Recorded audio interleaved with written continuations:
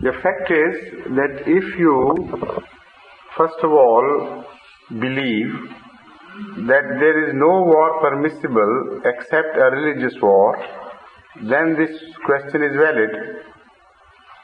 But if this is not your belief, and wars other than religious are also permissible in certain situations, then this question as such is not valid, until you prove that not only on the religious grounds, but on political grounds as well, that and that war fought by or waged by a certain caliph was wrong.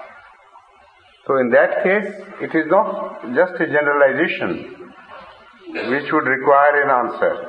You have to be particular about a certain war and tell me that that war had neither a justification from religious point of view, that is to say it was not a holy war, nor it had a justification from other exigencies of the situation. Because the wars which are fought today, it is just possible that both the participants are wrong, partly he and partly the other one. It is also possible that one is wrong and other is the one who is wrongful. And it is also possible that there is no fault of anybody. Both are doing it in good faith with good intention, only they are mistaken. All these possibilities are there. Yet neither of the three possibilities belongs to a religious field. Religious wars or holy wars are a different phenomenon altogether.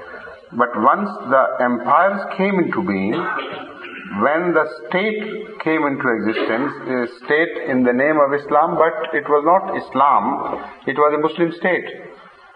So whatever happened after that, it might have pertained to the region of statecraft.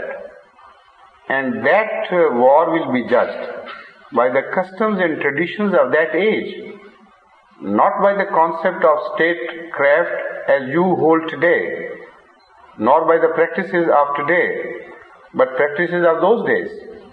If those practices and traditions and the international relationship warrants a war for reasons other than religious, then there can't be any censure. But even if in that context that war is not warranted, then you can censure that caliph, all right. You have every right and everybody has a right. Why should we go on defending anybody while the Holy Qur'an does not in any way tries to defend the cause of that person? So that is what I want to tell you. That always go, instead of generalities, go to the particular situations. Ask the person who thinks a war was a wrong war, it had no justification. Tell him that, look here, first of all tell me justification from what point of view? How can you call it a holy war? It was not a holy war. According to the Holy Qur'an, the verse mentioned in Surah Hajj, the conditions of a holy war do not apply. But is there no war apart from holy wars? Most of the wars are not holy wars. They are wars of compulsion, of human situations. So why can't caliphs fight wars under that head, for those compulsions, which are just secular compulsions? Because they were not just holding a religious office, they were holding the office of a state, the custodians of a state.